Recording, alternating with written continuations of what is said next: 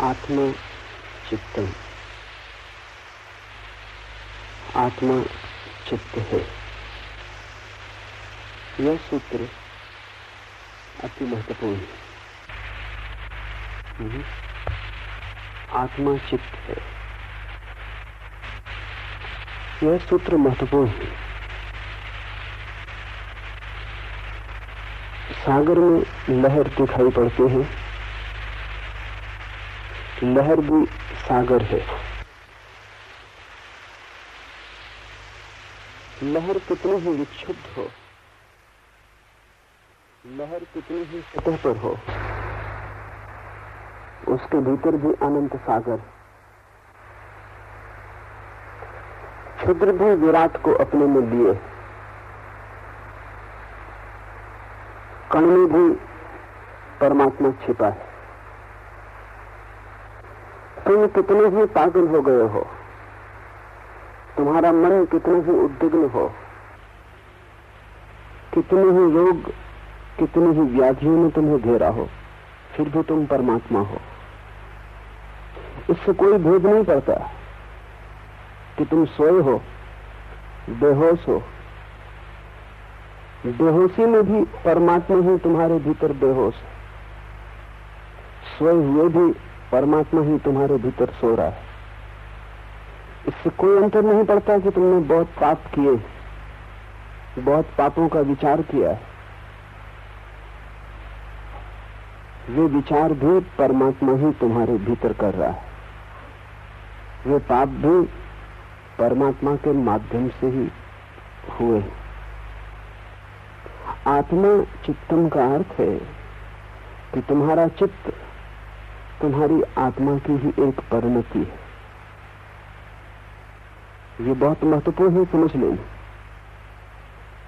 अन्यथा तुम चित्त से लड़ना शुरू कर दोगे और जो भी चित्त से लड़ेगा वो हार जाएगा।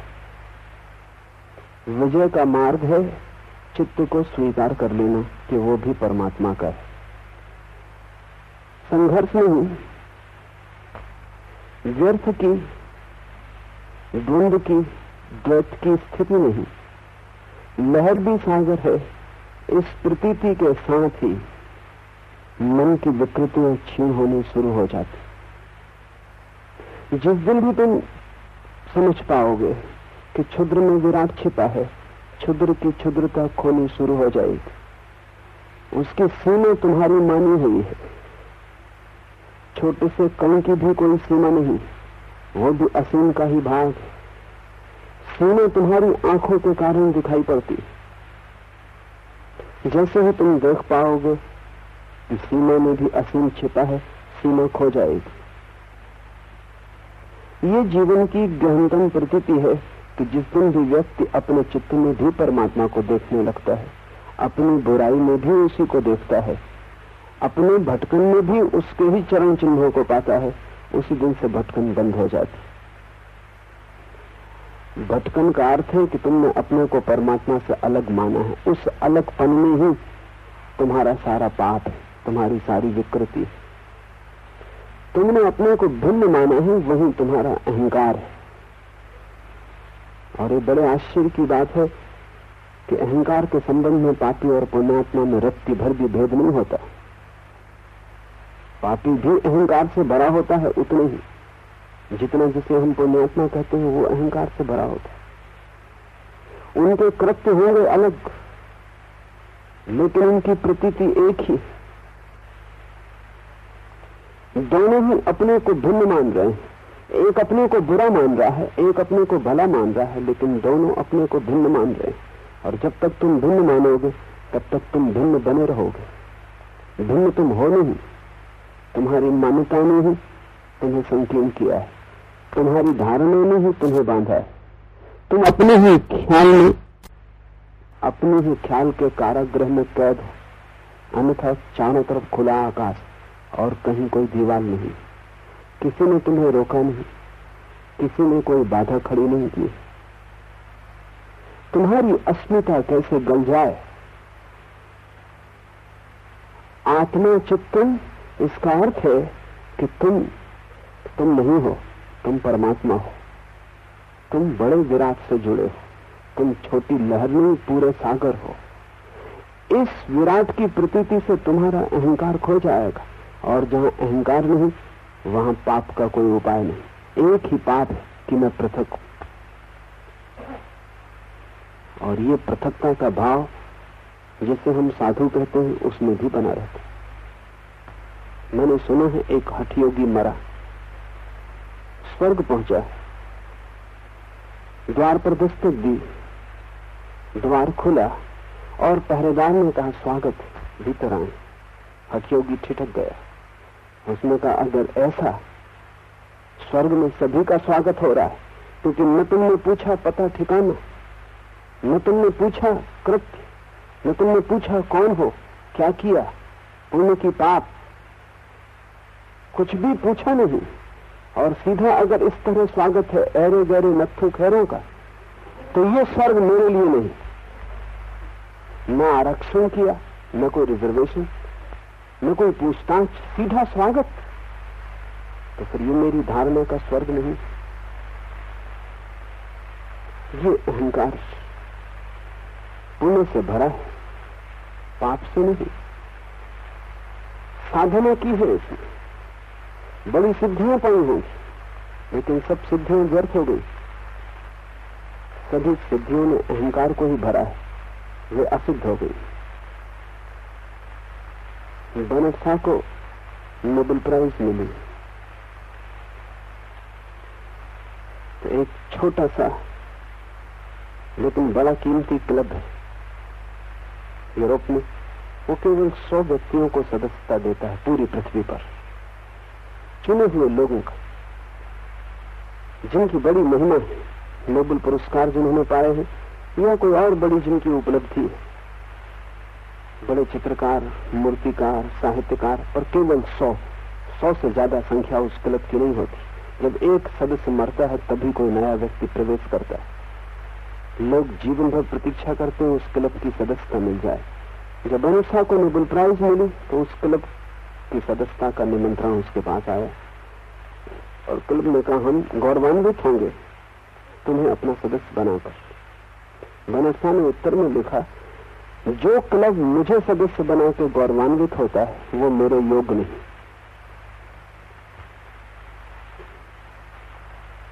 वो मुझसे कुछ नीचा है। मैं उस क्लब का सदस्य बनना चाहूंगा जो मुझे सदस्य बनाने को राजी न हो।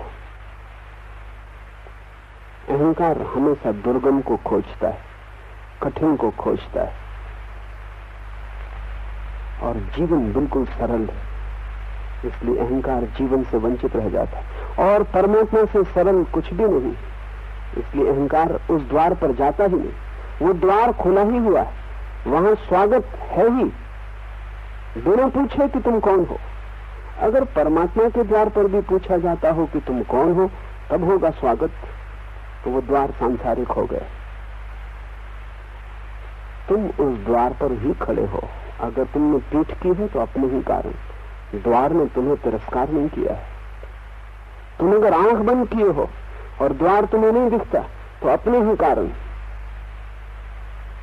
अन्यथा द्वार सदा खुला है और निमंत्रण सदा तुम्हारे लिए, स्वागत सदा वहां लिखा है।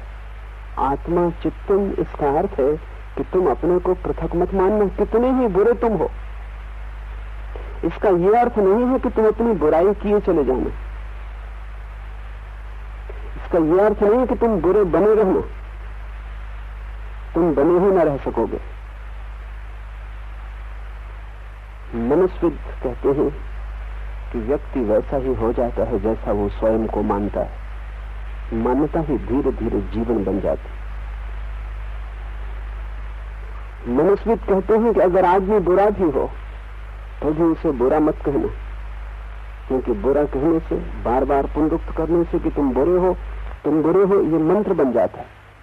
और अगर सब तरफ सभी लोग दोहराते हैं कि तुम बुरे हो, तो वो व्यक्ति भी भीतर दोहराने लगता है कि मैं बुरा हूं। न केवल वो दोहराता है, बल्कि जो सबकी अपेक्षा है उसको सिद्ध करने की कोशिश भी करता है। धीरे धीरे बुराई में आबद्ध हो जाता है।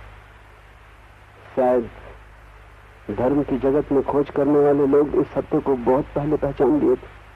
उन्होंने तुम्हें जीवन की परम सत्ता को मंत्र बनाने को कहा है। आत्मा चित्तम, तुम परमात्मा हो, तुम्हारी आत्मा है तुम्हारा मन।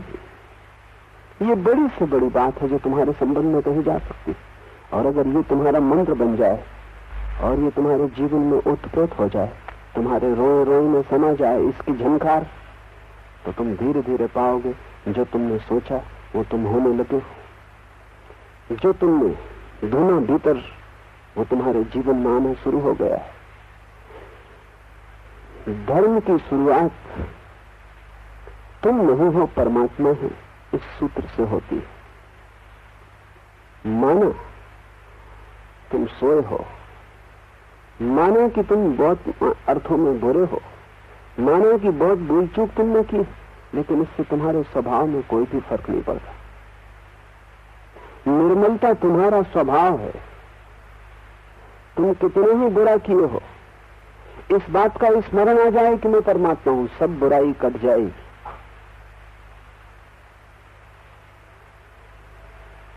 तुम्हें एक एक बुराई को अलग अलग काटना हो तो तुम वो भी कर सकते हो, तब जन्मों जन्मों तक बुराई न कटेगी, क्योंकि अनंत है बुराई।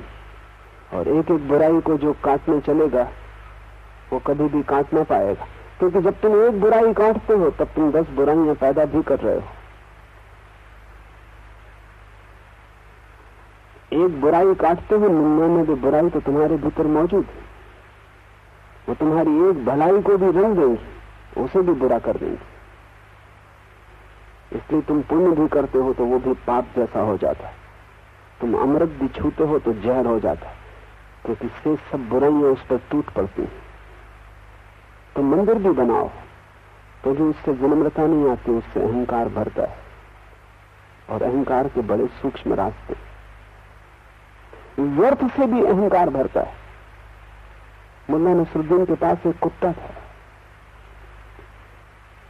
न उस कुत्ते की कोई नस्ल का ठिकाना था, न कोई ढंढोल, देखने में बस शक्ल कमजोर, हर समय डरा हुआ भयभीत, पैर झुके हुए, शरीर दुर्बल, लेकिन नसरुद्दीन उसकी भी तारीफ आंका करता था। मैंने उससे पूछा, कुछ इस कुत्ते के संबंध में बताओगी? नसरुद्दीन ने कहा, नाम उसने रखा था उसका अडोल्फ हिटलर। नसरुद्दीन ने कहा, हिटलर की नस्ल का भला कोई ठीक ठीक पता ना हो, लेकिन बड़ा कीमती जानवर है, और एक अजनबी कदम नहीं रख सकता घर के आसपास बिना हमें खबर हुए। हिटलर फौरन खबर देता। मैंने पूछा, क्या करता है तुम्हारा हिटलर? क्योंकि उसे देख के संदेह होता था कि वो कुछ कर सकेगा। भौंकता है, चिल्लाता है, चीखता है, काटता है, क्या करता है? नसरुद्दीन ने कहा, ये नहीं, जब भी कोई अजनबी आता है हिटलर फौरन हमारे बिस्तर के नीचे आके छिप जाता है। ऐसा कभी नहीं होता कि अजनबी आ जाए और हमें पता न हो, मगर उसका भी गुण गौरव। तुम्हारा अहंकार मुल्ला नसरुद्दीन के हिटलर जैसा है, न तो नस्ल का कोई पता। तुम्हें पता है तुम्हारा अहंकार कहां से पैदा हुआ? जो है ही नहीं वो पैदा कैसे होगा? वो भ्रांति है, उसकी नस्ल का कोई पता नहीं हो सकता। तुम तो परमात्मा से पैदा हुए, तुम्हारा अहंकार कहां से पैदा हुआ? तो तुमने ही निर्मित कर लिया है। और कभी तुमने अपने अहंकार को गौर से देखा कि भला नाम तुम अडोल्फ हिटलर रख लिए हो? सभी सोचते हैं, लेकिन उसके पैर बिल्कुल झुके, दीनहीन। बड़े से बड़ा अहंकार भी दीनहीन होता है। क्यों? क्योंकि बड़े से बड़ा अहंकार भी नपुंसक होता है। उसमें कोई ऊर्जा तो होती नहीं, ऊर्जा तो आत्मा की है। ऊर्जा का स्रोत अलग है, इसलिए अहंकार को 24 घंटे संभालना पड़ता है। वो अपने पैर पर खड़ा भी नहीं रह सकता, उसे और पैर हमें उधार देने पड़ते। कभी पद से हम सहारा देते हैं, कभी धन से सहारा देते हैं, कभी पुण्य से सहारा देते हैं, कुछ न बने तो पाप से सहारा देते। कारागृह में जाके देखो, वहां लोग अपने पापों की झूठी चर्चा करते हैं जो उन्होंने कभी किए ही नहीं। जिसने एक आदमी को मारा वो कहता कि मैंने सैकड़ों का सफाया कर दिया, क्योंकि कारागृह में अहंकार के बड़े होने का वही उपाय है। छोटे मोटे कैदी, छोटे मोटे आदमी, वहां बड़े कैदी जिन्होंने काफी उपद्रव किए, जिन पर एक आध धारा में मुकदमा चला है उनकी कोई कीमत, जिन पर 10-25 धाराएं लगी, जिन पर 100-200 मुकदमे चल रहे हैं, जो रोज अदालत में हाजिर होते हैं, आज इस मुकदमे के लिए कल उस मुकदमे के लिए। कारागृह में वही दादा गुरु। वहां आदमी झूठे पापों की भी बात करता है जो उसने कभी नहीं किए। पुण्य से भी, पाप से भी, धन से, पद से, हर चीज से अहंकार को तुम सहारा देते हो, तब भी वो खड़ा नहीं रह पाता, मौत उसे गिरा देती। क्योंकि जो नहीं है मौत उसी को मिटाएगी, जो है उसके मिटने का कोई भी उपाय नहीं। तुम तो बचोगे, लेकिन ध्यान रखना, जब मैं कहता हूं तुम बचोगे तो मैं उस तुम की बात कर रहा हूं जिसका तुम्हें कोई पता ही नहीं। जिसे तुम समझते हो तुम्हारा होना, वो तो नहीं बचेगा, वो तुम्हारा अहंकार मात्र है। तुम्हारा नाम, तुम्हारा रूप, तुम्हारा धन, तुम्हारी प्रतिष्ठा, तुम्हारी योग्यता, तुमने जो कमाया, वो कुछ भी ना बचेगा। उसको छोड़ के भी तुम अगर कुछ हो, अगर तुम्हें थोड़ी सी भी संधि रेखा उसकी मिलनी शुरू हो गई, जो तुम्हारी योग्यता से बाहर, जो तुमने कमाया नहीं, जिसे तुम लेकर ही पैदा हुए थे, जो पैदा होने के पहले भी तुम्हारे साथ था, वही केवल मृत्यु के बाद तुम्हारे साथ रहेगा। आत्मा चित्तन, वही आत्मा खोजने जैसी है। तुम्हारे चित्त में भी उसकी किरण है, अन्यथा चित्त भी नहीं चल सकेगा। पाप भी करोगे तो कौन करेगा? करने के लिए ऊर्जा चाहिए, ऊर्जा उसी से मिलती। तुम उस ऊर्जा का दुरुपयोग कर रहे हो, लेकिन दुरुपयोग को तुम सदुपयोग में न बदल सकोगे, क्योंकि दुरुपयोग का मूल कारण और जड़ अहंकार में एक ही पाप है, और वो है स्वयं को अस्तित्व से पृथक समझना। फिर सभी पाप उसके पीछे छाया की तरह चले आते। एक ही पुण्य, अस्तित्व के साथ स्वयं को एक समझ लेना, लहर सागर के साथ एक हो जाए। सभी पुण्य उसके पीछे अपने आप चले आते। आत्मा चित्त है, कला आदि तत्वों का अविवेक ही माया है। फिर माया क्या है? फिर इस चित्त पर अंधकार क्यों है? अगर आत्मा ही चित्त है तो कला आदि तत्वों का अविवेक। तुम्हें पता नहीं कि कौन तुम्हारे भीतर करता है, कौन है असली कलाकार भीतर तुम्हारे, कौन है मौलिक तत्व, उसका तुम्हें पता नहीं। और जिसे तुम समझ रहे हो कि ये कर रहा है, वो है ही नहीं। ना कुछ को पकड़ के तुम जी रहे हो, इसीलिए परेशान। पूरी जिंदगी दौड़ धूप के भी परेशानी नहीं मिटती, सिर्फ बढ़ती। और पूरी जिंदगी श्रम करके भी आनंद की एक बूंद भी नहीं मिलती, सिर्फ दुख के पहाड़ बड़े हो जाते। फिर भी आदमी आखिरी दम तक व्यर्थ के पीछे दौड़ता रहता है। आखिर व्यर्थ में इतना रस क्यों है? समझने की कोशिश करें। व्यर्थ की एक खूबी है। एक आदमी ने एक नया बंगला खरीदा,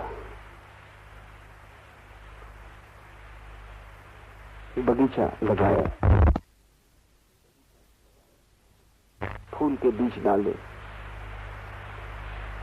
पौधे भी आने शुरू हुए, लेकिन साथ साथ घास पात भी उगा।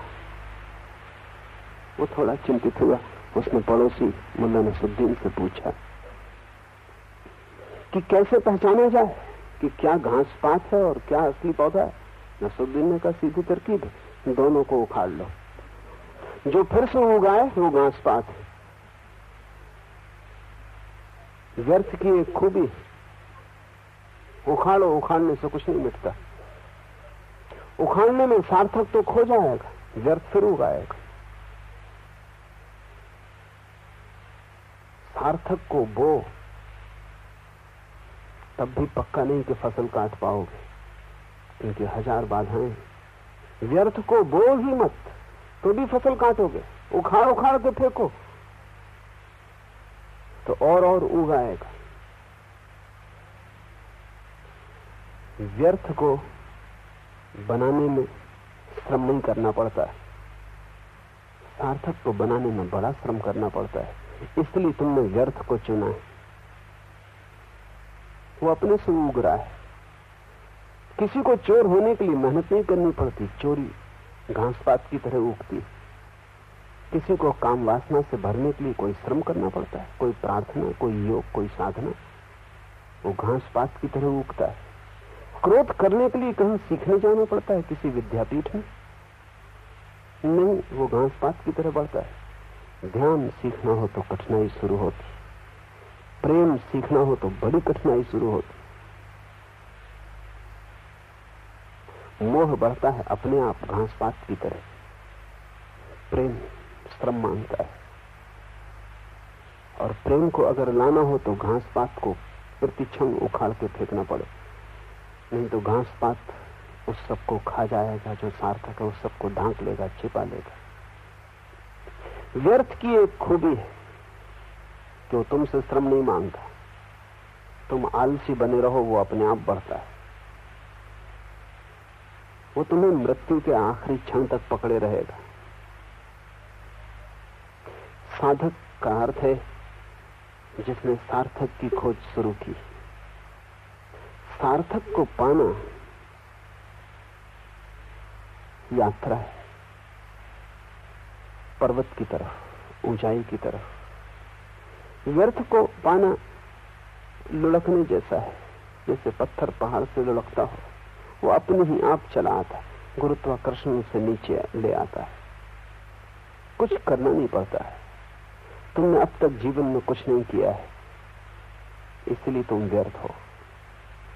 तुम कहोगे नहीं, ऐसी बात नहीं, मैंने धन कमाया, मैं पद प्रतिष्ठा पर पहुंचा, मैंने बड़ी उपाधियां इकट्ठी की हैं। फिर भी मैं तुमसे कहता हूं कि वो सब तुमने किया नहीं, वो घास पात की तरह अपने आप बढ़ा है।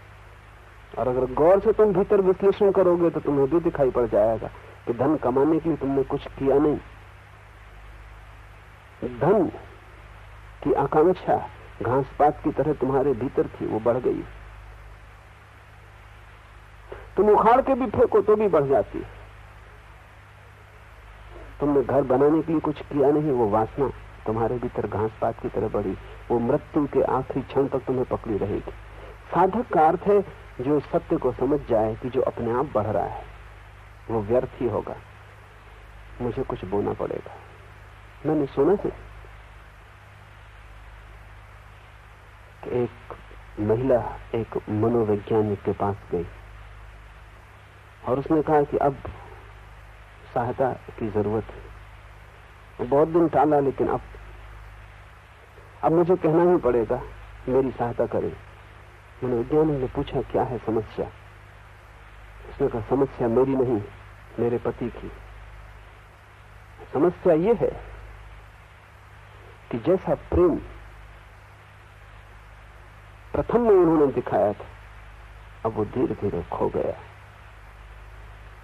और जैसी प्रगाढ़ वासना उनमें पहले थी, वो धीरे धीरे क्षीण हो गई। पहले वो बाढ़ की तरह थे, अब वो एक सूखी नदी की तरह हुए जा रहे हैं। मनोवैज्ञानिक भीतर से तो हंसना चाहा, लेकिन बाहर उसने गंभीरता रखी, व्यवसायिक की गंभीरता। और उसने पूछा लेकिन आपकी उम्र क्या है? उस महिला ने कहा बस केवल 72 वर्ष। और तुम्हारे पति की उम्र? उसने कहा बस केवल 86 वर्ष। सभी लोग ऐसा सोचते हैं कि बस केवल 80-90 केवल मृत्यु के खिलाफ लगाए हुए। कि अभी कोई उम्र है, अभी तो जैसे शुरुआत है। और मनोवैज्ञानिक ने कहा कि कब तुम्हें ये लक्षण दिखाई पड़ने शुरू हुए कि पति की ऊर्जा खो रही है, शक्ति खो रही है, प्रेम वासना कम हो रही। पत्नी ने कहा कल रात और आज सुबह फिर।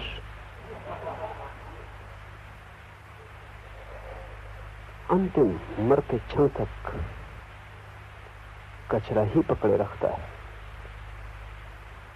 क्योंकि उसके लिए कुछ करने की जरूरत नहीं, वो अपने से उग रहा है। मेरे पास लोग आते हैं, वो कहते हैं ध्यान करते हैं, छूट जाता है, 2 दिन चलता है फिर बंद हो जाता है। ऐसा वासना के साथ नहीं होता, ऐसा क्रोध के साथ नहीं होता। तुम कभी भूल के भी नहीं छोड़ पाते, उसे तुम पकड़े ही रहते हो। मामला क्या है? ध्यान कर कर के छूट जाता है, 2 दिन करते हैं फिर भूल जाते, फिर 4-6 महीने में याद आती। प्रार्थना कर कर के छूट जाती, और क्रोध और लोभ और काम और मोह। एक तथ्य को समझने की कोशिश करो, क्योंकि ध्यान तुम्हें करना पड़ता है, इसलिए छूट जाता है। वो बीज हैं जो बोने पड़ते हैं, उन्हें संभालना पड़ेगा, और ये सब कचरा अपने आप उगता है। जो भी अपने आप चल रहा है उसे व्यर्थ समझना है, और जब तक तुम उसी में जीते रहोगे तब तक तुम्हें कुछ भी न मिलेगा। तुम मौत के समय तुम पाओगे तुम खाली हाथ आए और खाली हाथ जा रहे हो, और ये अविवेक ही माया है, ये मूर्छा, ये भेद न कर पाना कि क्या सार्थक है क्या व्यर्थ है। शंकर ने सार्थक और व्यर्थ के विवेक को ही ज्ञान कहा है। जीवन में ये दिखाई पड़ जाए कि ये सार्थक और ये व्यर्थ, वहां दोनों है, वहां घास पात भी है, फूल के पौधे भी हैं। तुम्हें ही जीवन के अनुभव से तय करना पड़ेगा क्या सार्थक है। सार्थक पर दृष्टि आ जाए तो ब्रह्म पर दृष्टि आ गई, और व्यर्थ पर दृष्टि लगी रहे तो माया में भटकन। न तुम्हें पता है कि तुम कौन हो, न तुम्हें पता है तुम किस दिशा में जा रहे हो, न तुम्हें पता है तुम कहां से आ रहे हो। तुम बस रास्ते के किनारे के कचरे से उलझे हुए हो, और राह के किनारे को तुमने घर बना लिया है, और इतनी चिंताओं से तुम भरे हो उस व्यर्थ के कचरे के कारण, जो तुम्हारे बिना ही उगता रहा है। तुम्हें उस संबंध में चिंतित होने का कोई भी प्रयोजन नहीं। अविवेक माया है। अविवेक का अर्थ है भेद न कर पाना, डिस्क्रिमिनेशन का अभाव, ये तय न कर पाना कि क्या हीरा है और क्या पत्थर है। जीवन के जौहरी बनना होगा। जीवन के जौहरी बनने से ही विवेक पैदा होता है। तुम्हारे पास जीवन है और तुम खोजो, और इसको मैं खोज की कसौटी कहता हूं कि जो अपने आप चल रहा है उसे तुम व्यर्थ जानना, और जो तुम्हारे चलने से भी नहीं चलता है उसे तुम सार्थक जानना, ये कसौटी है। और जिस दिन तुम्हारे जीवन में वो चलने लगे जिसे तुम चलाना चाहते थे और जिसका चलना मुश्किल था, उस दिन समझना कि फूल आएंगे। और जिस दिन उसका उगना बंद हो जाए जो अपने आप उगता था, समझना माया समाप्त हुई। मोह आवरण से युक्त योगी को सिद्धियां तो फलित हो जाती हैं, लेकिन आत्मज्ञान नहीं होता। और ये व्यर्थ इतना महत्वपूर्ण हो गया है जीवन में कि जब तुम सार्थक को भी साधने जाते हो तब भी सार्थक नहीं सधता, व्यर्थ ही सधता है। लोग ध्यान करने आते हैं तो भी उनकी आकांक्षा को समझने की कोशिश करो तो बड़ी हैरानी होती है। ध्यान से भी वो व्यर्थ को ही मांगते हैं। मेरे पास वो आते हैं, वो कहते हैं ध्यान करना चाहता हूं क्योंकि शारीरिक बीमारियां हैं। क्या आप आश्वासन देते हैं कि ध्यान करने से वो दूर हो जाएंगे? अच्छा होता वो चिकित्सक के पास गए होते, अच्छा होता कि उन्होंने आदमी खोजा होता जो शरीर की चिकित्सा करता है। वो आत्मा के वैद्य के पास भी आते हैं तो भी शरीर के इलाज के लिए। वो ध्यान भी करने को तैयार है, तो भी ध्यान उनके लिए औषधि से ज्यादा नहीं है, और वो औषधि भी शरीर के लिए। मेरे पास लोग आते हैं, वो कहते हैं कि बड़ी कठिनाई में जीवन जा रहा है, धन की असुविधा है, क्या ध्यान करने से सब ठीक हो जाएगा? ये मोह का आवरण इतना घना है कि तुम अगर अमृत को भी खोजते हो तो जहर के लिए। बड़ी हैरानी की बात है, तुम चाहते तो अमृत हो, लेकिन उससे आत्महत्या करना चाहते हो। अब अमृत से कोई आत्महत्या नहीं होती। अमृत पिया कि तुम अमर हो जाओगे, लेकिन तुम अमृत की तलाश में आते हो तो भी तुम्हारा लक्ष्य आत्महत्या का है। धन या देह, संसार का कोई न कोई अंग, वही तुम धर्म से भी पूरा करना चाहते हो। सुनो लोगों की प्रार्थनाएं मंदिरों में जाकर, वे क्या मांग रहे हैं, और तुम पाओगे कि वे मंदिर में भी संसार मांग रहे हैं। किसी के बेटे की शादी नहीं हुई है, किसी के बेटे को नौकरी नहीं मिली, किसी के घर में कलह है। मंदिर में भी तुम संसार को ही मांगने जाते हो। तुम्हारा मंदिर सुपरमार्केट होगा, बड़ी दुकान होगा, जहां ये चीजें भी बिकती, जहां सभी कुछ बिकता है, लेकिन तुम्हें अभी मंदिर की कोई पहचान नहीं। इसलिए तुम्हारे मंदिरों में जो पुजारी बैठे हैं वे दुकानदार हैं, क्योंकि वहां जो लोग आते हैं वे संसार के ही ग्राहक। असली मंदिर से तो तुम बचोगे। मेरे एक मित्र दांत के डॉक्टर, उनके घर में मेहमान थे। बैठा था उनके बैठक खाने में, दिन सुबह एक छोटा सा बच्चा डरा डरा भीतर प्रविष्ट हुआ। चारों तरफ उसने चौंक के देखा, फिर मुझसे पूछा कि क्या मैं पूछ सकता हूं। बड़े फुसफुसाते कि डॉक्टर साहब भीतर हैं या नहीं। मैंने कहा वो अभी बाहर गए।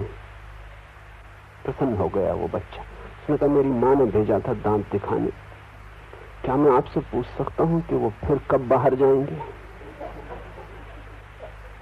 बस ऐसी तुम्हारी हालत। अगर मंदिर तुम्हें मिल जाए तो तुम बचोगे। दांत का दर्द तुम सह सकते हो, लेकिन दांत का डॉक्टर तुम्हें जो दर्द देगा वो तुम सहने को तैयार नहीं। तुम छोटे बच्चों की भांति हो। तुम संसार की पीड़ा सह सकते हो, लेकिन धर्म की पीड़ा सहने की तुम्हारी तैयारी नहीं। और निश्चित ही धर्म भी पीड़ा देगा। वो धर्म पीड़ा नहीं देता, वो तुम्हारे संसार के दांत इतने सड़ गए हैं, उनको निकालने में पीड़ा होगी। धर्म पीड़ा नहीं देता, धर्म तो परम आनंद है। लेकिन तुम दुख में ही जिए हो और तुमने दुख ही अर्जित किया है। तुम्हारे सब दांत पीड़ा से भर गए हैं, उनको खींचने में कष्ट होगा। तुम इतने डरते हो उनको खींचे जाने से कि तुम राजी हो उनकी पीड़ा और जहर को झेलने को। उससे तुम विषाक्त हुए जा रहे हो, तुम्हारा सारा जीवन गलित हुआ जा रहा है। लेकिन तुम इस दुख से परिचित हो। आदमी परिचित दुख को झेलने को राजी होता, अपरिचित सुख से भी भय लगता है। ये दांत भी तुम्हारे हैं, ये दर्द भी तुम्हारा है, इससे तुम जन्मों जन्मों से परिचित हो। लेकिन तुम्हें पता नहीं कि अगर ये दांत निकल जाएं, ये पीड़ा खो जाए, तो तुम्हारे जीवन में पहली दफा आनंद का द्वार खुलेगा। तुम मंदिर भी जाते तो तुम पूछते हो पुजारी से, परमात्मा फिर कब बाहर होंगे, तब मैं आऊं। तुम जाते भी हो, तुम जाना भी नहीं चाहते हो। तुम कैसी चाल अपने साथ खेलते हो, इसका हिसाब लगाना बहुत मुश्किल है।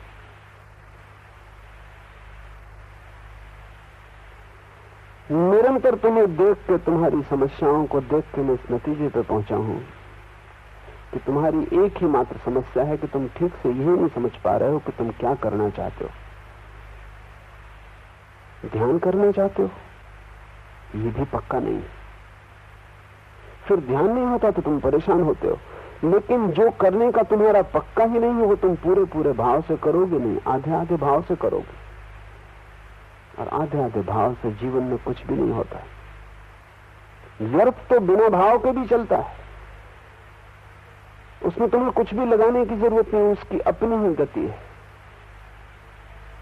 लेकिन सार्थक में जीवन को डालना पड़ता है, दांव पर लगाना होता है। ये सूत्र कहता है, मोह आवरण से युक्त योगी को सिद्धियां तो फलित हो जाती है, लेकिन आत्मज्ञान नहीं होता। मोह का आवरण इतना घना है कि अगर तुम धर्म की तरफ भी जाते हो तो तुम चमत्कार खोजते हो। वहां भी अगर बुद्ध खड़े हो तुम न पहचान सकोगे, तुम सत्य साईं बाबा को पहचानोगे। अगर बुद्ध और सत्य साईं बाबा दोनों खड़े हो तो तुम सत्य साईं बाबा के पास जाओगे, बुद्ध के पास नहीं। क्योंकि बुद्ध ऐसी मूर्खता न करेंगे कि तुम्हें ताबीज दें, हाथ से राख गिराएं। बुद्ध कोई मदारी नहीं है, लेकिन तुम मदारियों की तलाश में हो। तुम चमत्कार से प्रभावित होते हो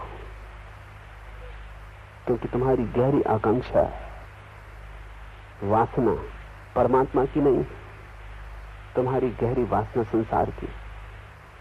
जहां तुम चमत्कार देखते हो वहां लगता है कि यहां कोई गुरु है, यहां आशा बंधती है कि वासना पूरी होगी। जो गुरु हाथ से ताबीज निकाल सकता है वो चाहे तो कोहनूर भी निकाल सकता है। बस गुरु के चरणों में सेवा में लग जाने की जरूरत है। आज नहीं कल कोहनूर भी निकलेगा। क्या फर्क पड़ता है, गुरु को ताबीज निकाला, कोहनूर भी निकल सकता है। कोहनूर की तुम्हारी आकांक्षा है। कोहनूर के लिए छोटे छोटे लोग ही नहीं, बड़े से बड़े लोग भी चोर होने को तैयार है।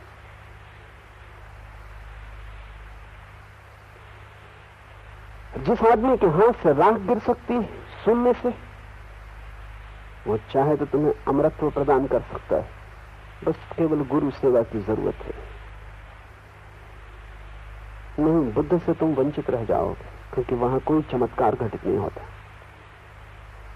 जहां सारी वासना समाप्त हो गई, वहां तुम्हारी किसी वासना को तृप्त करने का भी कोई सवाल नहीं। बुद्ध के पास तो महानतम चमत्कार, आखिरी चमत्कार घटित होता है। निर्वासना का प्रकाश है वहां, लेकिन तुम्हारी वासना से भरी आंखें वो न देख पाएंगी।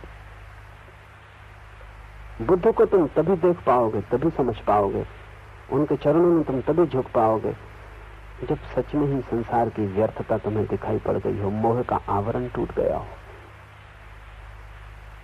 मोह एक नशा है। जैसे नशे में डूबा हुआ कोई आदमी चलता है, डगमगाता है, पक्का पता भी नहीं कहां जा रहा है, क्यों जा रहा है, चलता है बेहोशी में। ऐसे तुम चलते रहे हो। कितना ही तुम संभालो अपने पैरों को, इससे कोई फर्क नहीं पड़ता। सभी शराबी संभालने की कोशिश करते। तुम अपने को भला धोखा दे लो, दूसरों को कोई धोखा नहीं हो पाता। सभी शराबी कोशिश करते हैं कि वो नशे में नहीं। वो जितनी कोशिश करते हैं उतना ही प्रकट होता है। और ये मोह नशा है। और जब मैं कहता हूं मोह नशा है तो बिल्कुल रासायनिक अर्थों में कहता हूं कि मोह नशा है। मोह की अवस्था में तुम्हारा पूरा शरीर नशीले द्रव्यों से भर जाता है। वैज्ञानिक अर्थों में भी जब तुम किसी एक स्त्री के प्रेम में गिरते हो तो तुम्हारा पूरे शरीर का खून विशेष रासायनिक द्रव्यों से भर जाता है। वे द्रव्य वही जो भंग में, गांजे में, LSD में। इसलिए स्त्री जिसके तुम प्रेम में पड़ गए हो वो स्त्री अलौकिक दिखाई पड़ने लगती। वो इस पृथ्वी की नहीं मालूम होती। जिस पुरुष के तुम प्रेम में पड़ जाओ वो पुरुष इस लोक का नहीं मालूम पड़ता है। नशा उतरेगा तब वो दो कौड़ी का दिखाई पड़ेगा। जब तक नशा है, इसलिए तुम्हारा कोई भी प्रेम स्थायी नहीं हो सकता, क्योंकि नशे की अवस्था में किया गया है। वो मोह का एक रूप है। होश में नहीं हुआ है, वो बेहोशी में हुआ है। इसलिए हम प्रेम को अंधा कहते हैं। प्रेम अंधा नहीं, मोह अंधा है। हम भूल से मोह को प्रेम समझते हैं। प्रेम तो आंख, उससे बड़ी कोई आंख नहीं। प्रेम की आंख से तो परमात्मा दिखाई पड़ जाता है, इस संसार में छिपा हुआ है। मोह अंधा है। जहां कुछ भी नहीं है वहां सब कुछ दिखाई पड़ता है। मोह एक सपना है। और जिनको हम योगी कहते हैं वो भी इस मोह से ग्रस्त होते हैं। सिद्धियां तो हल हो जाती हैं, वे कुछ शक्तियां तो पा लेते हैं, शक्तियां पानी कठिन नहीं। दूसरे के मन के विचार पढ़े जा सकते हैं, थोड़ा ही उपाय करने की जरूरत है। दूसरे के विचार प्रभावित किए जा सकते हैं, थोड़ा ही उपाय करने की जरूरत है। आदमी आए, तुम बता सकते हो कि तुम्हारे मन में क्या ख्याल है, थोड़े ही उपाय करने की जरूरत है। विज्ञान है, धर्म का इससे कुछ लेना देना नहीं। मन को पढ़ने का विज्ञान है, जैसे किताब को पढ़ने का विज्ञान है। जो अपढ़ है वो तुम्हें किताब को पढ़ के देख के बहुत हैरान होता है, क्या चमत्कार हो रहा है, जहां कुछ भी नहीं दिखाई पड़ता उसे, काले धब्बे हैं, वहां से तुम ऐसा आनंद ले रहे हो, कविता का, उपनिषद का, वेद का, मंत्र मुग्ध हो रहे हो, अपढ़ देख के हैरान होता है। मुल्ला नसरुद्दीन के गांव में वो अकेला ही पढ़ा लिखा आदमी था, और जब अकेला ही कोई पढ़ा लिखा आदमी हो तो पक्का नहीं कि वो पढ़ा लिखा है भी कि नहीं, क्योंकि कौन पता लगाए। गांव में जिसको भी चिट्ठी वगैरह लिखवानी होती वो नसरुद्दीन के पास आता, वो चिट्ठी लिख देता था। एक दिन एक बुढ़िया आई, उसने कहा कि चिट्ठी लिख दो नसरुद्दीन। नसरुद्दीन ने कहा अभी न लिख सकूंगा, मेरे पैर में बहुत दर्द है। बुढ़िया ने कहा धो गई। पैर के दर्द से चिट्ठी लिखने का संबंध क्या? नसरुद्दीन ने कहा उस विस्तार में मत जाओ, लेकिन मैं कहता हूं कि पैर में दर्द है, मैं चिट्ठी ना लिखूंगा। बुढ़िया भी जिद्दी थी, उसने कहा मैं बिना जाने जाऊंगी नहीं, क्योंकि मैं बेपढ़ी लिखी हूं। लेकिन ये मैंने कभी सुना नहीं कि पैर के दर्द से चिट्ठी लिखने का क्या संबंध। नसरुद्दीन ने कहा तू नहीं मानती तो मैं बता दूं। फिर पढ़ने दूसरे गांव तक कौन जाएगा? वो मुझे को जाना पड़ता है, मेरी लिखी चिट्ठी मैं ही पढ़ सकता हूं।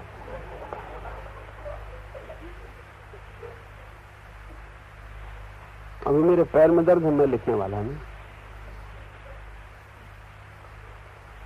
गैर पढ़ा लिखा आदमी किताब में खोए आदमी को देख के चमत्कृत होता है, लेकिन पढ़ना सीखा जा सकता है, उसकी कला है।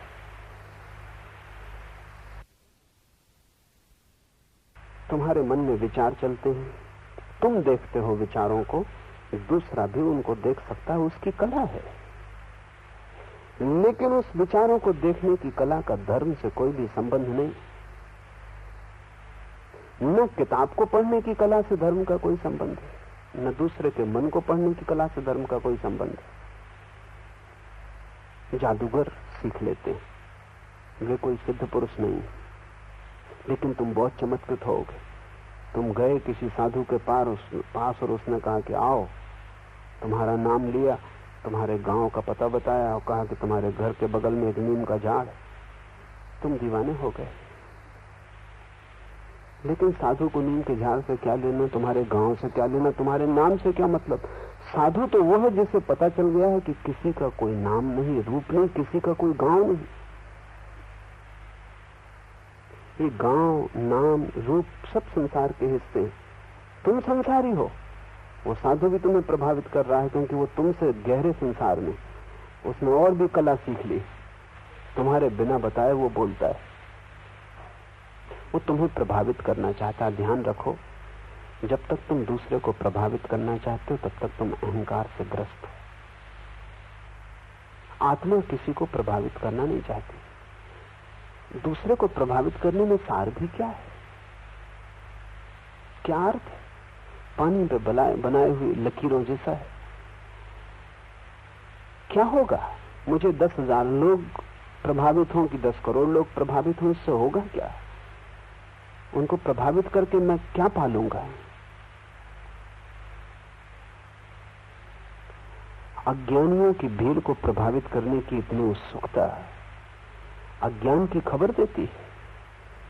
तो राजनेता दूसरों को प्रभावित करने में उत्सुक होता है, समझ में आता है, लेकिन धार्मिक व्यक्ति क्यों दूसरों को प्रभावित करने में उत्सुक होगा? और जब भी तुम दूसरे को प्रभावित करना चाहते हो तब तक एक बात याद रखना, तुम आत्मस्थ नहीं हो। दूसरे को प्रभावित करने का अर्थ है कि तुम अहंकार स्थित हो। अहंकार दूसरे के प्रभाव को भोजन की तरह उपलब्ध करता है, उसी पे जीता है। जितनी आंखें मुझे पहचान लें उतना मेरा अहंकार बड़ा होता है। अगर सारी दुनिया मुझे पहचान ले तो मेरा अहंकार सर्वोत्कृष्ट हो जाता है। कोई मुझे ना पहचाने, गांव से निकलूं, सड़क से गुजरूं, कोई देखे ना, कोई रिकॉग्निशन नहीं, कोई प्रतिविज्ञा नहीं, किसी की आंख में झलक ना आए, लोग ऐसा जैसे कि मैं हूं ही नहीं, बस वहां अहंकार को चोट है। अहंकार चाहता है दूसरे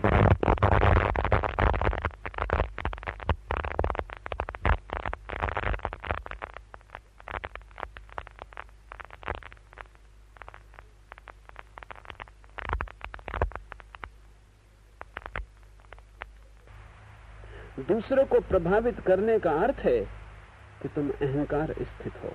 अहंकार दूसरे के प्रभाव को भोजन की तरह उपलब्ध करता है, उसी पे जीता है। जितनी आंखें मुझे पहचान लें उतना मेरा अहंकार बड़ा होता है।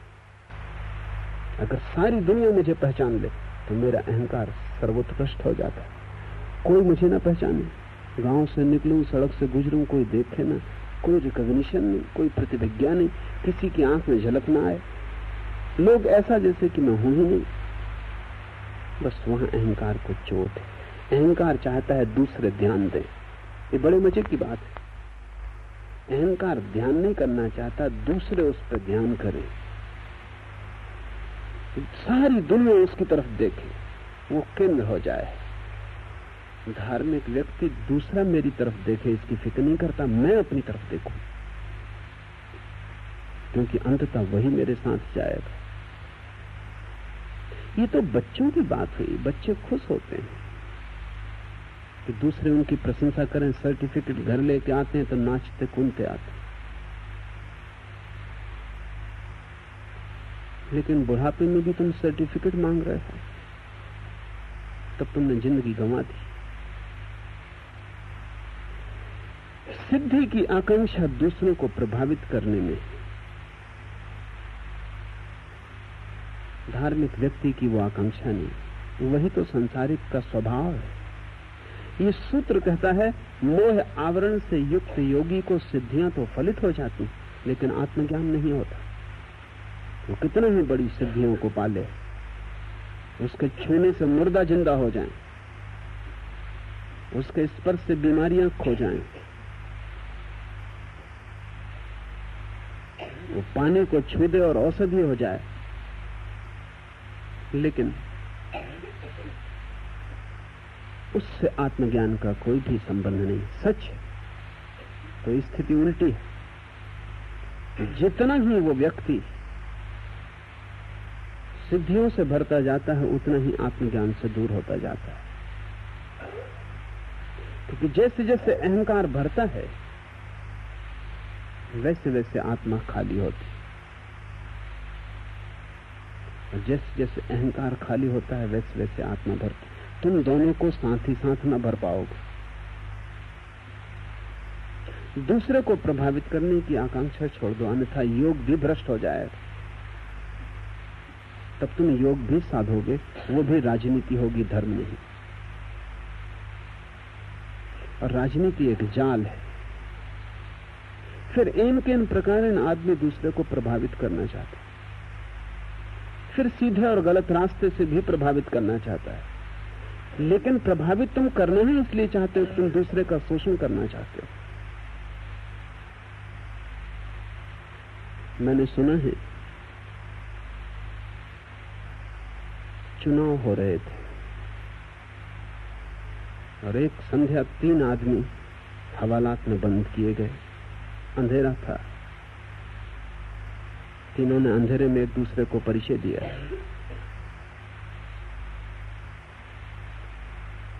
पहले व्यक्ति ने कहा, मैं हूं सरदार संत सिंह,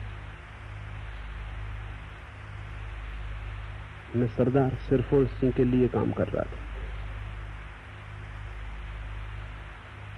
दूसरे ने कहा, गजब हो गया, मैं हूं सरदार शैतान सिंह,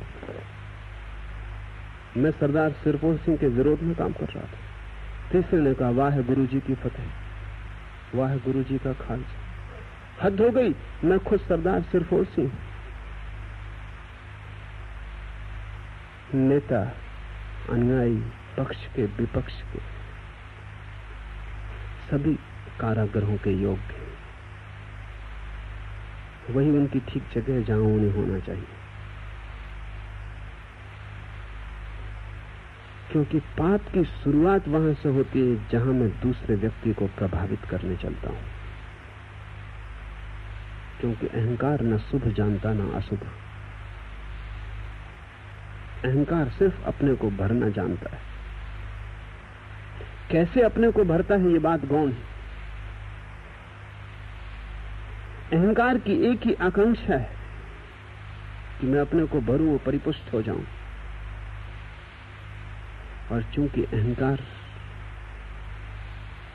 एक सूनापन है, सब उपाय करके भी भर नहीं पाता, खाली ही रह जाता। तो जैसे जैसे उम्र हाथ से खोती है वैसे वैसे अहंकार पागल होने लगता है, क्योंकि अभी तक भर नहीं पाया, अभी तक यात्रा अधूरी है और समय बीता जा रहा है। इसलिए बूढ़े आदमी चिड़चिड़े हो जाते हैं। वो चिड़चिड़ापन किसी और के लिए नहीं, वो चिड़चिड़ापन अपने जीवन की असफलता के लिए। जो भरना चाहते थे वो भर नहीं पाए। और बूढ़े आदमी का चिड़चिड़ाहट और घनी हो जाती, क्योंकि उसे लगता है कि जैसे जैसे वो बूढ़ा हुआ है वैसे वैसे लोगों ने ध्यान देना बंद कर दिया है, बल्कि लोग प्रतीक्षा कर रहे हैं कि वो कब समाप्त हो जाए। मुल्ला नसरुद्दीन 100 साल का हो गया।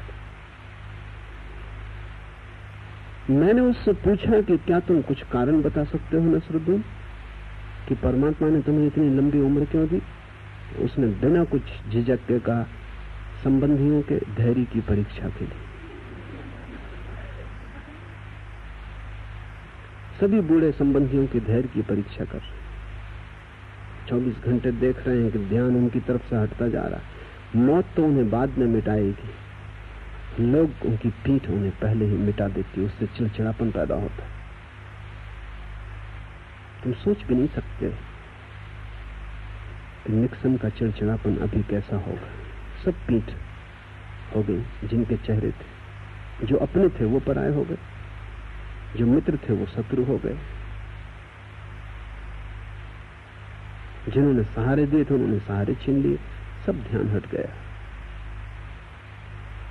निक्सन अस्वस्थ है, बेचैन है, परेशान है। जो भी आदमी जाता है निक्सन के पास, उससे वो पहली बात ये पूछते कि मैंने जो किया वो ठीक किया?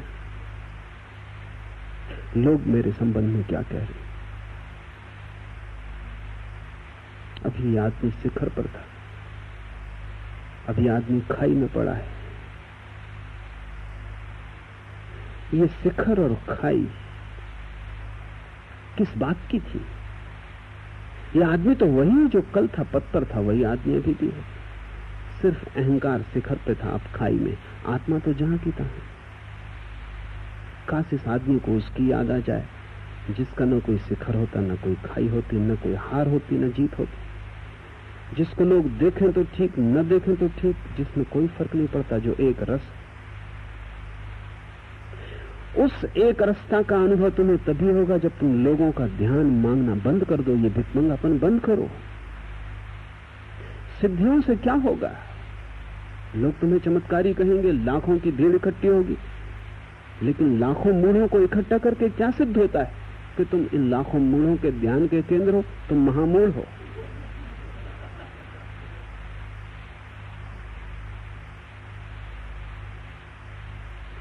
अज्ञानी से प्रशंसा पाके भी क्या मिलेगा? जिससे खुद ज्ञान नहीं मिल सका उसकी प्रशंसा मांग के तुम क्या करोगे? जो खुद भटक रहा है उसके तुम नेता हो जाओगे? उसके सम्मान का कितना मूल्य है?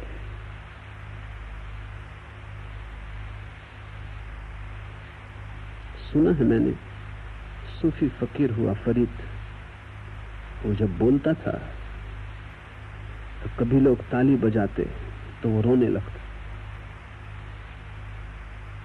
एक दिन उसके शिष्यों ने पूछा, हद हो गई, लोग ताली बजाते तुम रोते किस लिए? तो फरीद ने कहा कि वो ताली बजाते तब मैं समझता हूं कि मुझसे कोई गलती हो गई होगी, अन्यथा वो ताली कभी ना बजाते। गलत लोग जब वो न ताली बजाते न उनकी समझ में आता, तभी मैं समझता हूं कि मैं कुछ ठीक बात कह रहा हूं। आखिर गलत आदमी की ताली का मूल्य क्या है? तुम किसके सामने अपने को सिद्ध करना चाह रहे हो? अगर तुम इस संसार के सामने अपने को सिद्ध करना चाह रहे हो तो तुम ना समझो की प्रशंसा के लिए आतुर हो, तुम अभी ना समझो। और अगर तुम सोचते हो कि परमात्मा के सामने तुम अपने को सिद्ध करना चाह रहे हो कि मैं सिद्ध हूं, तो तुम और महान ना समझो, क्योंकि उसके सामने तो विनम्रता चाहिए, वहां तो अहंकार काम न करेगा, वहां तो तुम मिट के जाओगे तो ही स्वीकार पाओगे। वहां तुम अकड़ लेके गए तो तुम्हारी अकड़ ही बाधा हो जाएगी। इसलिए तथाकथित सिद्ध परमात्मा तक नहीं पहुंच पाते, परम सिद्धियां उनकी हो जाती, लेकिन असली सिद्धि चूक जाती। वो असली सिद्धि है आत्मज्ञान। क्यों आत्मज्ञान चूक जाता है?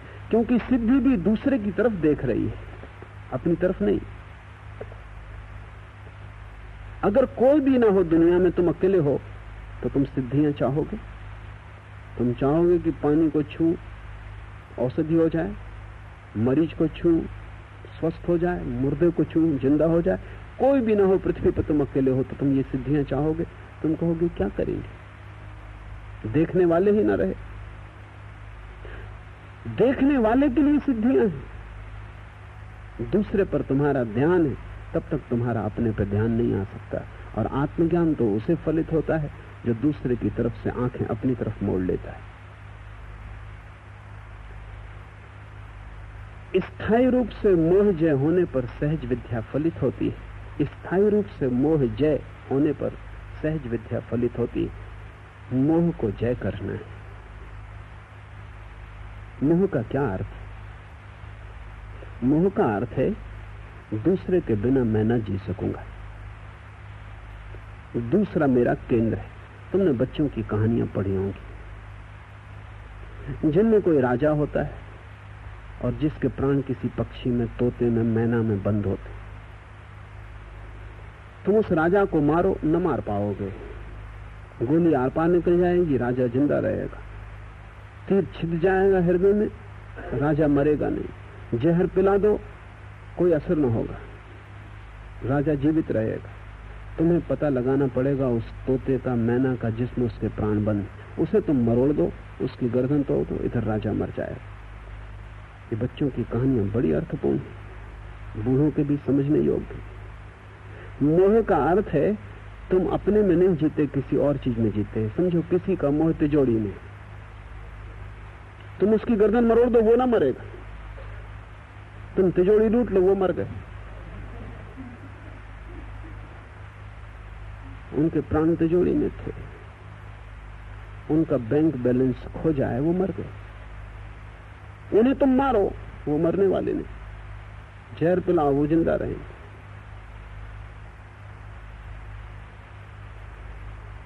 मोह का अर्थ है तुमने अपने प्राण अपने से हटा के कहीं और रख दिए।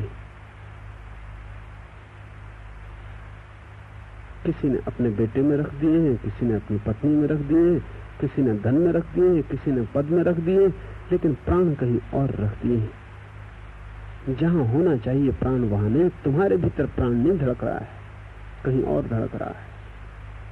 तब तुम मुसीबत में रहोगे। यही मोह संसार है, क्योंकि जहां जहां तुमने प्राण रख दिए उनके तुम गुलाम हो जाओगे। तो जिस राजा के प्राण तोते में बंद है, वो तोते का गुलाम होगा, क्योंकि तोते के ऊपर सब कुछ निर्भर है। तोता मर जाए तो हमारे प्राण गए, तो तोते को संभालेगा।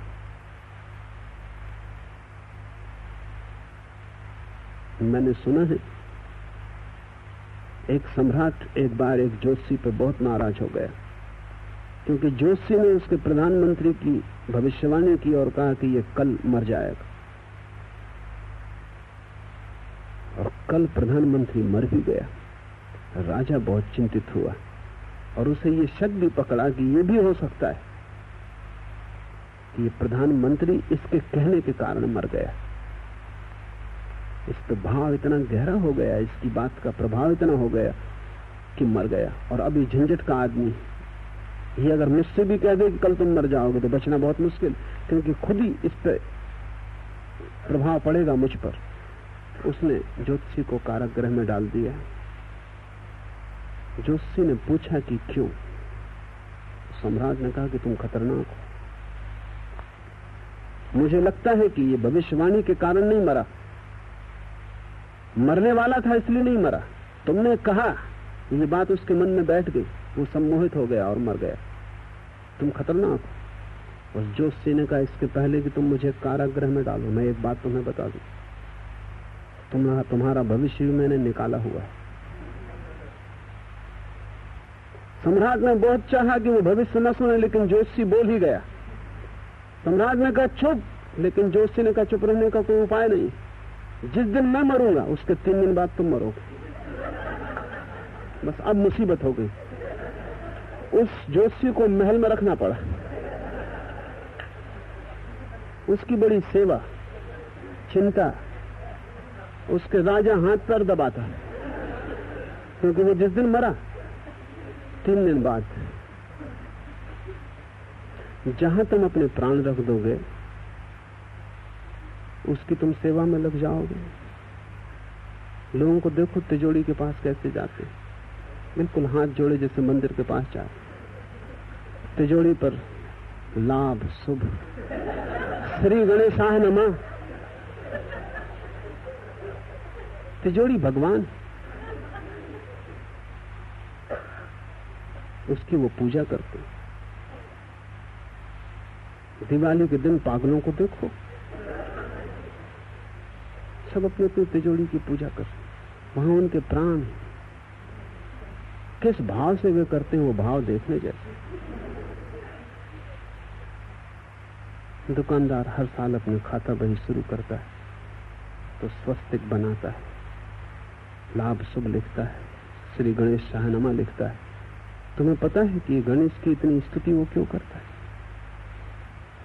ये गणेश पुराने उपद्रवी, पुरानी कथा है कि गणेश विघ्न के देवता हैं। दिखते भी ढंग से, उपद्रवी होना चाहिए। एक तो खोपड़ी अपनी नहीं, जिसके पास अपनी खोपड़ी नहीं वो आदमी पागल है। उससे तुम कुछ भी असंभव वो कर सकता है। ढंग ढोल उनका देख, संदिग्ध है। चूहे पर सवार, तो चूहा तर्क कतरनी की तरह काटता है। तर्क कभी भी भरोसे योग्य नहीं है। तर्क जहां भी जाएगा वहां विघ्न उपस्थित करेगा। जिसके जीवन में तर्क घुस जाएगा उसके जीवन में उपद्रव आ जाएंगे, अराजकता आ जाएगी, सब शांति खो जाएगी। तो गणेश पुराने देवता हैं विघ्न के। जहां भी कहीं कुछ शुभ हो रहा हो वो मौजूद हो जाते थे, तो लोग उनसे डरने लगे। डरने के कारण पहले उनको हाथ जोड़ लेते हैं कि आप कृपा करके आप कृपा रखना, बाकी हम सब संभाल लेंगे। और धीरे धीरे हालत ऐसी हो गई कि जो देवता विघ्न का था लोग उसको मंगल का देवता मानने लगे। पर वो भूल गए कहानी, वो उनका हाथ जोड़ना ठीक ही है कि यहां मत आना, इस तरफ कृपा दृष्टि रखना।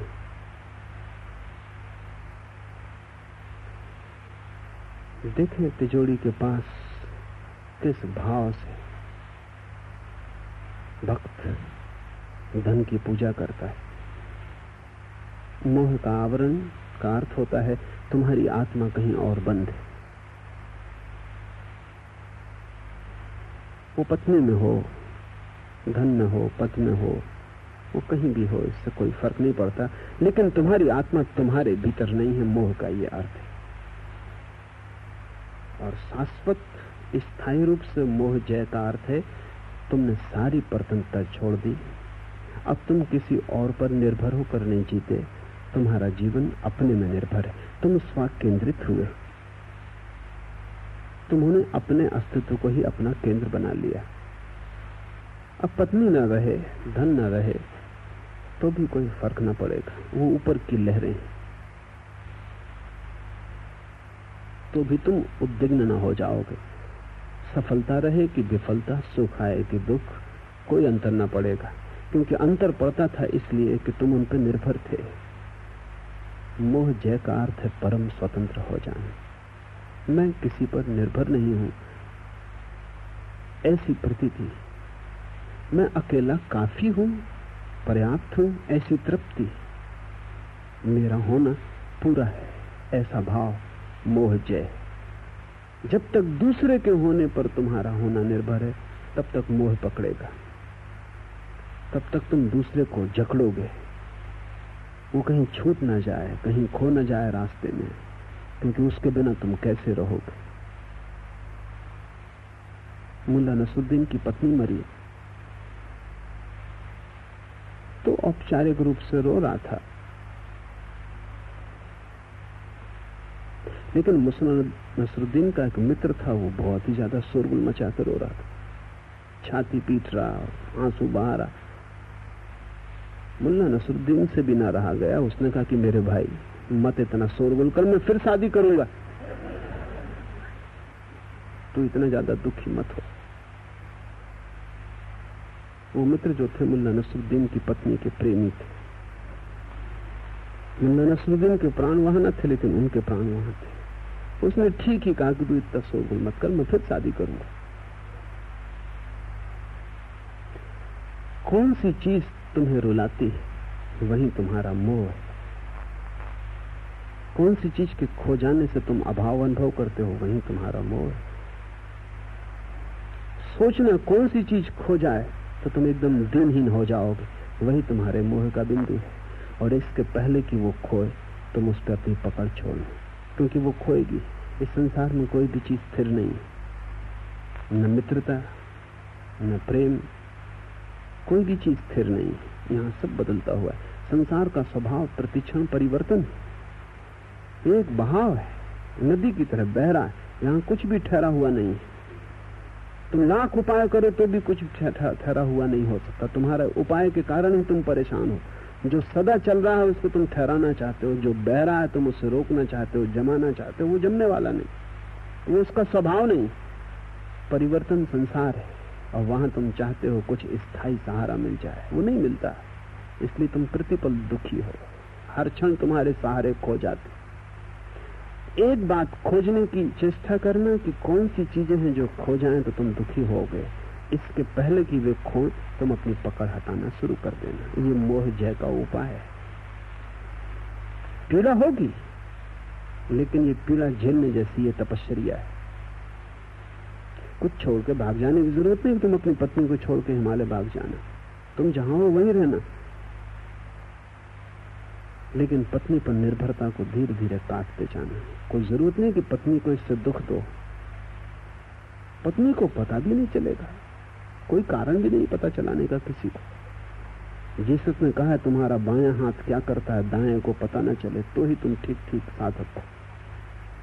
क्योंकि दूसरे को पता चलाने की इच्छा भी अहंकार की इच्छा है। तुम पता चलाना चाहते हो दूसरे को कि देखो पत्नी को छोड़ दिया, हिमालय जा रहे हैं, कितना महान कार्य कर लिया। कुछ भी महान कार्य नहीं। कोई भी पति से पूछो, सभी पति हिमालय जाना चाहते, नहीं जा पाते, ये दूसरी बात है, इसमें कुछ। मुल्ला नसरुद्दीन एक दिन पहुंचा गांव के पागलखाने और उसने द्वार खटखटाया। सुपरिंटेंडेंट ने दरवाजा खोला और कहा क्या मामला है।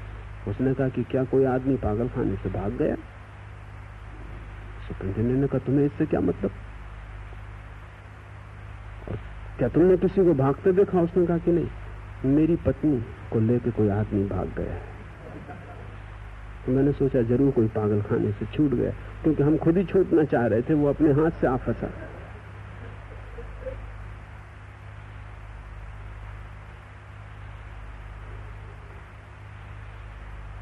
पतियों से पूछो, संसार में जो खड़ा है इसके दुख का कोई अंत नहीं है। भाग नहीं सकता क्योंकि उसे कहीं सुख दूसरी जगह दिखाई भी नहीं पड़ता कहां जाए, और जहां जाएगा संसार से साथ ही होगा। और फिर बड़ी आकांक्षाओं से इस जगह को उसने बनाया है, और अब इतने बनाने के बाद तोड़ना मुश्किल है। पूरी जिंदगी व्यर्थ होती है। मोह की खोज करना, जिन चीजों के बिना तुम न रह सको उनके बिना धीरे धीरे रहने की भीतरी चेष्टा करना, और एक ऐसी स्थिति बना लेना कि अगर वे सब भी खो जाएं तो भी तुम्हारे भीतर कोई कंपन न होगा, तो मोह जय हुई। और ये हो सकता है, ये हुआ है, एक को हुआ है, सभी को हो सकता है। सूत्र कहता है सेवका, स्थायी रूप से मोह जय होने पर सहज विद्या फलित होती, और जिस दिन भी मोह जय हो जाती है उसी दिन तुम पाते हो कि उस विद्या का तुम्हें अनुभव होने लगा, वो ज्ञान स्फुरने लगा जो सहज है, जो किसी से सीखा नहीं जाता। वही आत्मज्ञान है। आत्मज्ञान दूसरे से सीखने की कोई सुविधा नहीं, वो भीतर स्फुरित होता है, जैसे वृक्षों में फूल लगते हैं, जैसे झरने बहते हैं। ऐसा तुम्हारे भीतर जो बह रहा है, सदा कलकलनाद कर रहा है, वो तुम्हारा ही है, सहज है, उसे किसी से लेना नहीं। कोई गुरु उसे नहीं दे सकता, सभी गुरु उस तरफ इशारा करते हैं। जब तुम पाओगे तब तुम पाओगे ये भीतर ही छिपा था, ये अपनी ही संपदा है। इसलिए सहज विद्या, दो तरह की विद्याएं हैं। संसार की विद्या सीखनी दूसरे से सीखनी पड़ेगी, वो सहज नहीं है। कितना ही बुद्धिमान आदमी हो, संसार की विद्या दूसरे से सीखनी पड़ेगी। और कितना ही मूढ़ आदमी हो तो भी आत्मविद्या दूसरे से नहीं सीखनी पड़ेगी, वो तुम्हारे भीतर है। बाधा मोह की है, मोह कट जाता है, बादल छट जाते हैं, सूर्य निकल आता है। ऐसे जागृत योगी को सारा जगत मेरी ही किरणों का परिस्फुरण है, ऐसा बोध होता है। और जिस दिन सहज विद्या का जन्म होता है, जागृति आती है, तो दिखाई पड़ता है कि सारा जगत मेरी ही किरणों का स्फुरण है। तब तुम केंद्र हो जाते हो। तुम बहुत चाहते थे कि सारे जगत के केंद्र हो जाओ, अहंकार के सहारे वो नहीं हो पाया, हर बार हारे। और अहंकार खोते ही तुम केंद्र हो जाते। तुम जिसे पाना चाहते हो वो तुम्हें मिल जाएगा, लेकिन तुम गलत दिशा में खोज रहे हो। तुम भ्रांत मार्ग पर चल रहे हो। तुम जो पाना चाहते हो वो मिल सकता है, लेकिन जिसके सहारे तुम पाना चाहते हो उसके सहारे नहीं मिल सकता। तुमने गलत साथी चुना है, तुमने वाहन गलत चुन लिया है। अहंकार से तुम कभी विश्व के केंद्र न बन पाओगे, और निरअहंकार व्यक्ति तत्क्षण विश्व का केंद्र बन जाता है। बुद्धत्व प्रकट होता है बोधि वृक्ष के नीचे, सारी दुनिया परिधि हो जाती है, सारा जगत परिधि हो जाता है, बुद्धत्व केंद्र हो जाता है। सारा जगत फिर मेरा ही फैलाव है, फिर सभी किरणें मेरी है, सारा जीवन मेरा है। लेकिन ये मेरा तभी फलित होता है जब मैं नहीं बचता, यही जटिलता है। जब तक मैं है तब तक तुम कितने ही बड़ा कर लो मेरे के फैलाव को, कितना ही बड़ा साम्राज्य बना लो, तुम धोखा दे रहे हो। काफी जल चुके हो, अनेक जन्मों में भटक चुके हो, फिर भी सजग नहीं। मैंने सुना मुल्ला नसरुद्दीन एक दिन हवाई जहाज में सवार हुआ, अपनी कुर्सी पे बैठते उसने परिचारिका को बुलाया और कहा कि सुनो, तेल पानी हवा पेट्रोल सब ठीक ठाक है ना? उस परिचारिका ने कहा कि तुम अपनी जगह शांति से बैठो, ये तुम्हारा काम नहीं, ये हमारी चिंता है। नसरुद्दीन ने कहा फिर बीच में उतर के धक्का देने के लिए मत कहना। मुझे किसी ने बताया तो मैंने नसरुद्दीन को पूछा कि ऐसी बात घटी? उसने कहा घटी। दूध का जला छाछ भी फूंक फूंक के पीता है, बस का चला हवाई जहाज में भी चिंता रखता है, लेकिन बीच में उतर के धक्का न देना पड़े। तुम बहुत बार जल चुके हो,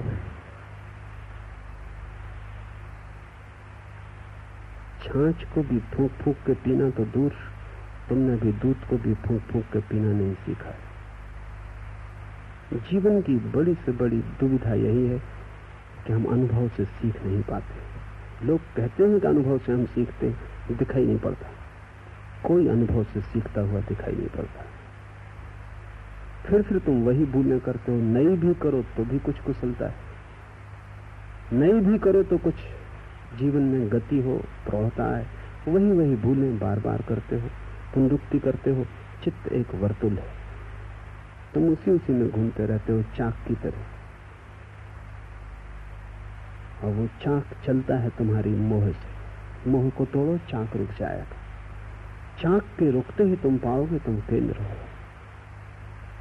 तुम्हें केंद्र बनने की जरूरत नहीं है, तुम हो। तुम्हें परमात्मा बनने की आवश्यकता नहीं है, तुम हो ही। इसलिए वो विद्या सहज है। ऐसे जागृत योगी को सारा जगत मेरी ही किरणों का स्फुरण है, ऐसा बोध होता है।